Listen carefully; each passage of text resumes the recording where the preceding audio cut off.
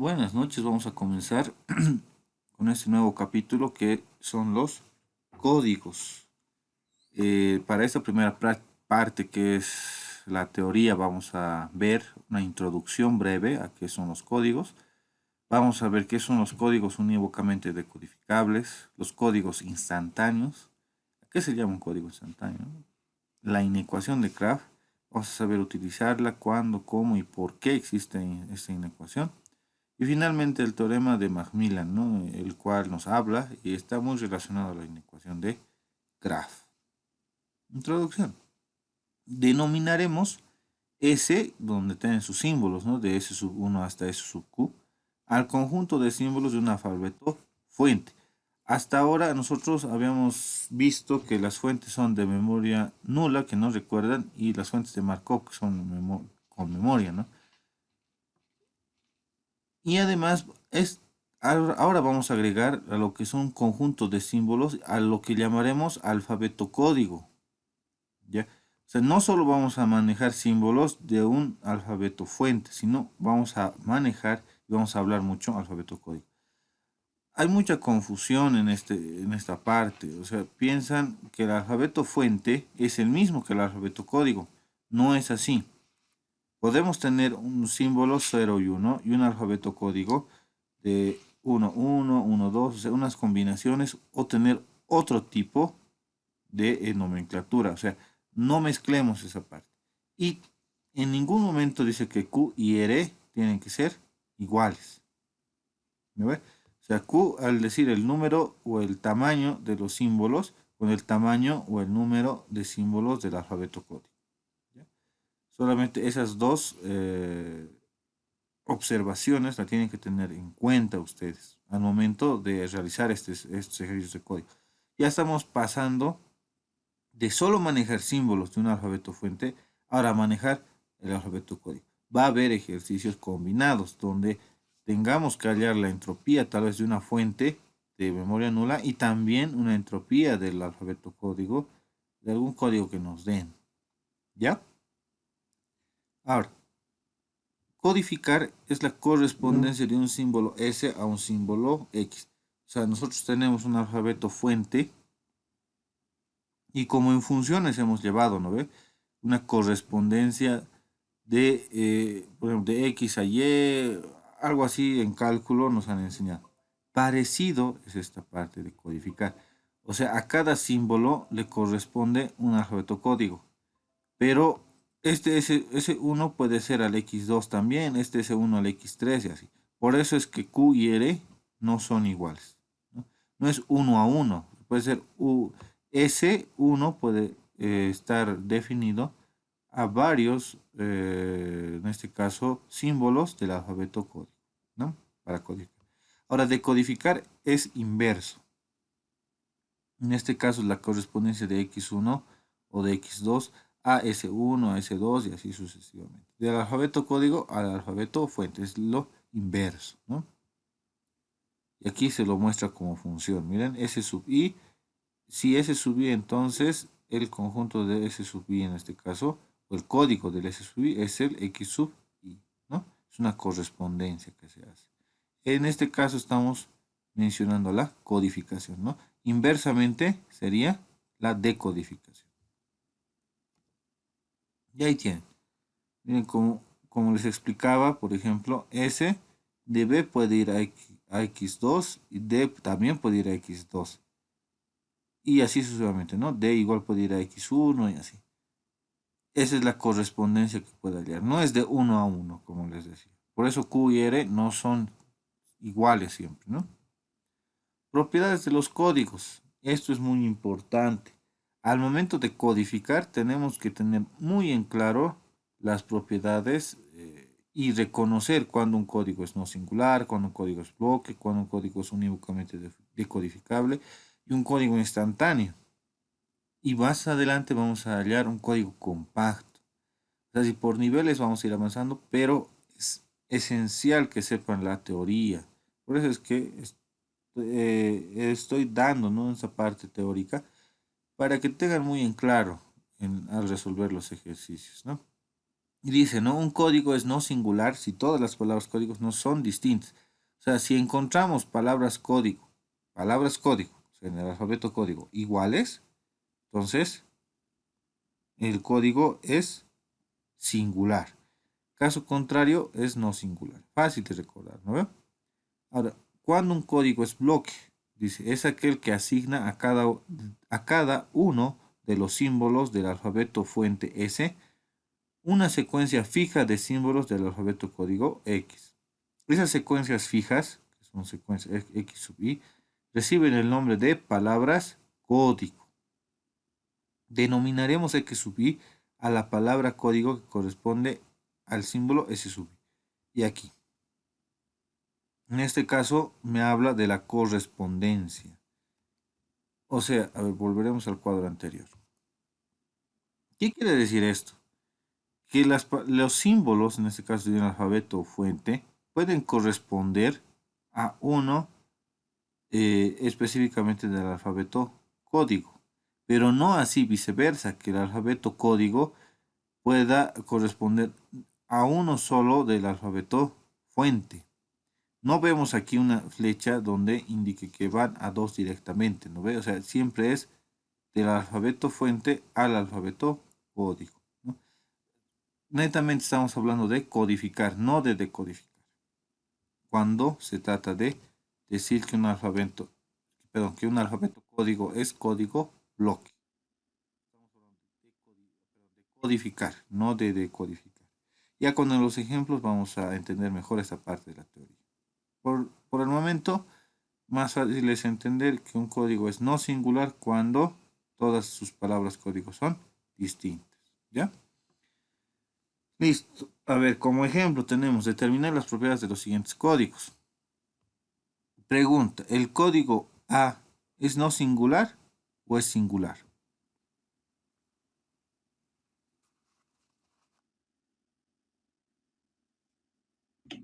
Singular. Singular, porque S2 y S4, o sea, las palabras código que representan a esos símbolos de la fuente, son iguales, ¿no? Por el contrario, el código B es no singular, porque son distintos, ¿no? A ver, vemos la respuesta. A es un código singular y no es un código bloque. ¿Por qué no es un código bloque?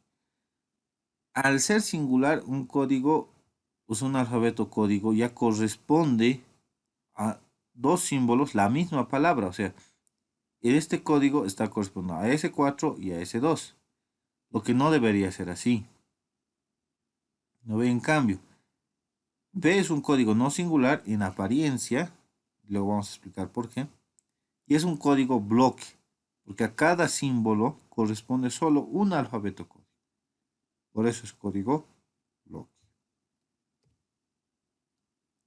La extensión enésima de un código. La extensión de orden n de un código bloque que hace corresponder los símbolos S sub i con las palabras código X sub i es el código bloque que hace corresponder las secuencias de los símbolos de la fuente S sub i1, S sub i2 y hasta S sub i n con las secuencias de las palabras código S sub J1 hasta S sub JD.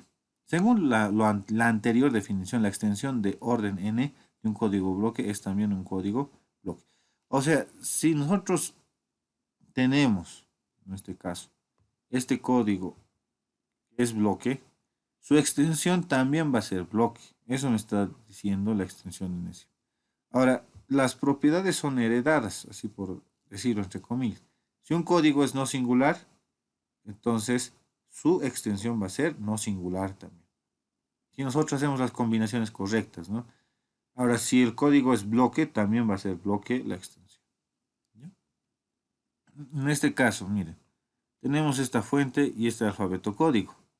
La extensión 2 son las combinaciones, todas las combinaciones tomadas de 2 que tenemos aquí, ¿no? Aquí está 0, 0, 0, 1, 1, 10, 1, 0 y 1, 1. En este caso es un código no singular, para empezar, y está igual, ¿no? Y además es un código bloque. ¿Por qué? Porque a cada símbolo pertenece un código. Entonces es un código bloque. Y este lo propio, ¿no? Es un código bloque. Y ahí, hasta ahí, ¿alguna consulta?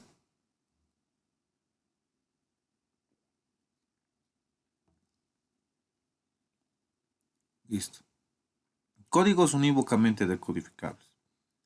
Un código bloque se dice unívocamente decodificable si y solo si su extensión de orden n es no singular para cualquier valor finito de. O sea, estamos diciendo, volviendo al ejemplo anterior, puede ser para orden 2, orden 3, orden 4, cualquier orden, su código tiene que ser bloque, no, perdón, no singular. O sea, no se tiene que repetir. Pero ¿qué habíamos dicho? Que si la fuente original, en este caso de orden 1, es no singular, por ende las extensiones van a ser no singular, siempre y cuando nosotros hagamos las combinaciones correctas. Eso siempre tenemos que tomar en cuenta. Entonces, ejemplo, miren, la longitud. En este caso ya estábamos hablando de tamaño del alfabeto código. En este caso, todas tienen dos, ¿no ve? Agarrando el anterior ejemplo. Y en el otro lado tenemos otro alfabeto código donde las longitudes cambian, ¿no? Veamos qué pasa. Dice, el código A es no singular y tiene longitudes iguales, por lo tanto es unívocamente decodificable. El código B también es no singular y tiene longitudes desiguales, pero también es unívocamente decodificable. ¿Qué quiere decir esto? El tamaño del alfabeto código no influye en, en ningún caso para saber si el alfabeto código es unívocamente decodificable o no. Lo único que tenemos que tomar en cuenta, como dice la definición, es la extensión, si cumple que no es o es singular, ¿no? Códigos instantáneos. ¿Alguna consulta? Todo quedó claro, ¿no? Sobre los códigos unívocamente decodificables. Ya. Códigos instantáneos. Un código unívocamente decodificable se denomina instantáneo cuando es posible decodificar las palabras de una secuencia sin precisar el conocimiento de los símbolos que la suceden, ¿no? Sea X, donde X sea X sub I1, X sub I2 y hasta X sub IM. Una palabra de un código. Se denomina prefijo de esta palabra a la secuencia de símbolos X sub I1 hasta X sub IJ, donde J es menor o igual a M. Además, J y M son longitudes. Por eso es que colocaba de ejemplo esto, ya hablando de longitudes. Para saber si un código es instantáneo o no, ya vamos a medir, en este caso, las longitudes y hallar los prefijos. Estos prefijos tengan el tamaño igual o menor, en este caso, que la palabra código, ¿no? La condición necesaria y suficiente para que un código sea instantáneo es que ninguna palabra del código coincida con el prefijo de otro. O sea, nosotros vamos a tener que hallar, por ejemplo, el prefijo de esta palabra código y comparar si la palabra código que la siguen o la anterior están aquí o son prefijos de esta palabra código. Entonces, si es que se cumpliera que no es prefijo, no es parte del alfabeto código este prefijo, vamos a decir que el código es instantáneo. Caso contrario, no es instantáneo. ¿Ya?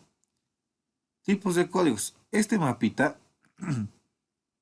es el que nos va a ayudar a reconocer cómo van distribuidos los códigos, ¿no?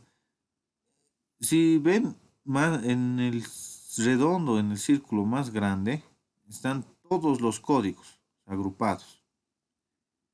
Más abajo tenemos a los no singulares, ¿no? Dentro de los no singulares tenemos a los unívocamente decodificables. Dentro de los unívocamente decodificables tenemos a los instantáneos, ¿no? O sea, todos los códigos pueden ser no singulares o singulares, los que están afuera, ¿no? Los singulares aquí están afuera, dentro de todos los códigos.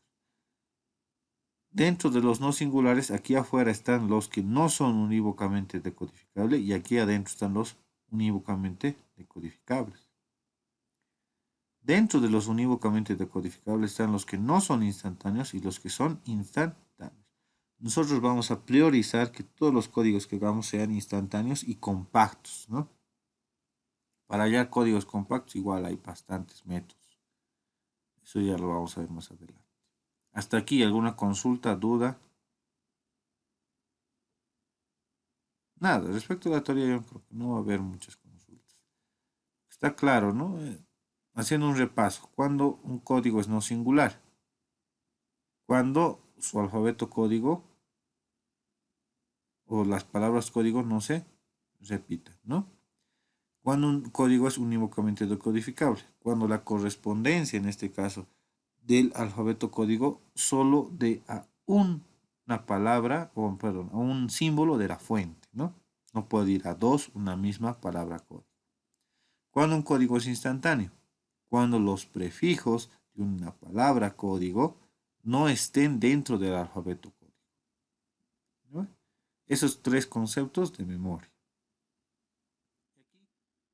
Hay otro diagrama, en este caso, que nos puede ayudar a reconocer fácilmente cuándo no seguir o cuándo seguir analizando un código. En este caso, nosotros vamos a tener una palabra código, un alfabeto código, y vamos a tener primeramente dos opciones, que sea no bloque o que sea bloque. Si es no bloque, pues ahí lo dejamos, no hacemos nada más. Pero si es bloque, si es un código bloque, vamos a analizar si es singular o si es no singular. Ahora, si es singular, si hay palabras código que se repiten, entonces ahí lo dejamos y le decimos no, es un código singular y ahí acabó. Pero si es no singular, seguimos analizando. En este caso, si es no unívocamente decodificable o es unívocamente decodificable. Si no es unívocamente decodificable, o sea que si la extensión n en este caso es no singular o es singular, en este caso se repiten palabras, entonces, ¿qué hacemos? Nosotros lo dejamos ahí y decimos el código no es unívocamente decodificable. Pero en el caso de que sea unívocamente, entonces nos preguntamos si es instantáneo o no es instantáneo, hallando los prefijos, ¿no? Los prefijos de las palabras código que ya habíamos analizado que son unívocamente decodificables. Y así hallamos códigos instantáneos. Ya es un diagrama que también les puede ayudar a la resolución. Propiedades de los códigos instantáneos. Fácil de probar si un código es instantáneo. Es fácil mediante la inspección de si el código cumple con las condiciones del prefijo. O sea, de los códigos, de las propiedades de los códigos, en este caso, saber que un código es instantáneo es fácil, pero si sabemos manejar los prefijos, ¿no? Además, el código del prefijo permite un diseño sistemático de códigos instantáneos, basados en la longitud de la palabra del código especificado. Al decir sistemático, nosotros vamos a ver que hay un código y mediante árboles vamos a crear. En este caso, el más común, algunos lo conozcan, es el código coma, donde va creciendo un lado y el otro lado no, y ahí vamos viendo que ninguna palabra es prefijo de otra. Es un ejemplo, por eso dice sistemático, o sea, va a ser casi monótono en esta parte siempre y cuando nosotros tengamos en claro los conceptos que son la base, ¿no? En este nuevo capítulo de código.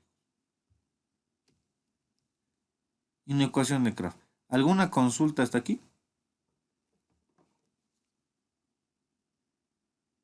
Nada, todo está claro. Sí, Agus. Listo, gracias. Vamos a ver, creo que hay una pregunta. No, todo claro, dice Gabriel, listo. Inecuación de Kraft. Sea S, dice, una fuente, y X un alfabeto código, ¿no? Donde X sub I tiene una longitud L sub I. La condición necesaria y suficiente para que exista un código instantáneo con palabras código de longitud L sub I 1, L sub I 2, L sub y Q. En este caso las longitudes, si se dan de cuenta, corresponden a la fuente, no al alfabeto código. ¿Ya? Eso lo vamos a ver con un ejemplo, esta clase o la siguiente, yo creo que la siguiente, en ecuación de Kraft. Vamos a hallar códigos, pero correspondiendo el Q con el alfabeto, bueno, en este caso con la fuente, no con el alfabeto código. Viene definido por la siguiente desigualdad. Me dice que K es la sumatoria de I de 1 hasta Q, donde R tiene que ser elevado a las longitudes negativas. Este resultado tiene que ser menor o igual a 1. Ahora, si el alfabeto es binario, en este caso, R va a ser 2 y así se reemplaza, ¿no? En vez de R2. Dependiendo en este caso, es de la fuente, en este caso, la fuente, cuántos símbolos tenga el alfabeto código, vamos a hallar la razón, en este caso el R. La inecuación es más eficiente cuando más pequeñas son las longitudes. O sea, entre más pequeña sea la longitud, la inecuación de Kraft me dice que el código o el alfabeto que estoy hallando es eficiente y eficaz. Vamos a hallar también eficiencia de un código, vamos a hallar la eficacia de un código y todo lo demás. ¿Ya? Esta parte tal vez es un poco abstracta, pero con el ejercicio, con los ejercicios que vamos a realizar, va a ser más claro. Estoy tratando de acabar la teoría para realizar ejercicios de las otras clases, ¿ya? Que es lo que más quiere, ¿no? Ahora, el teorema de Macmillan.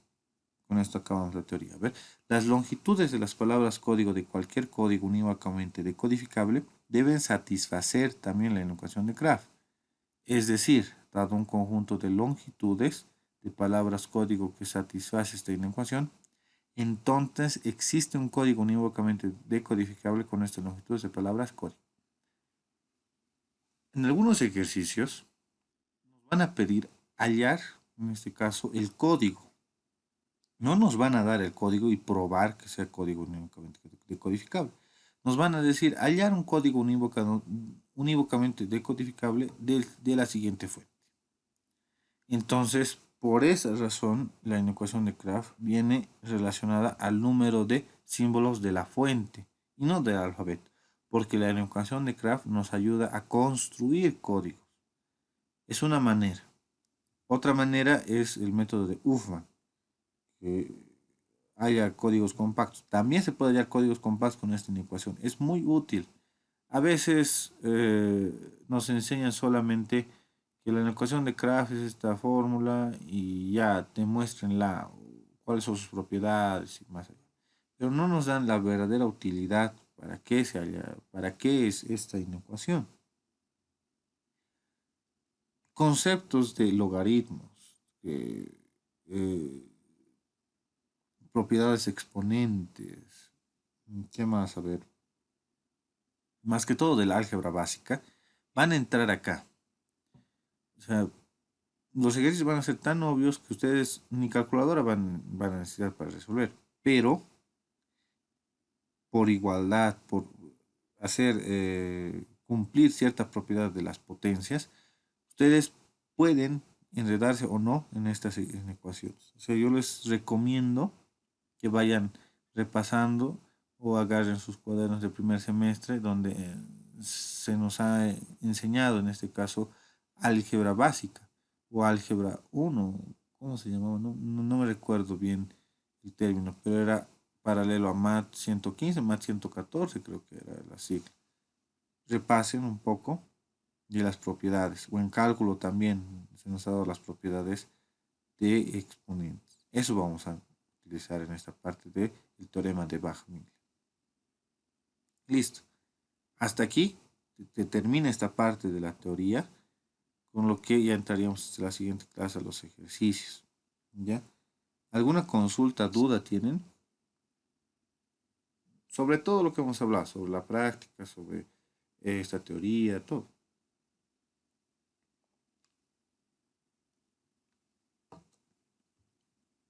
Ya. Todo bien. Listo. Gracias. Entonces, voy a dejar de grabar.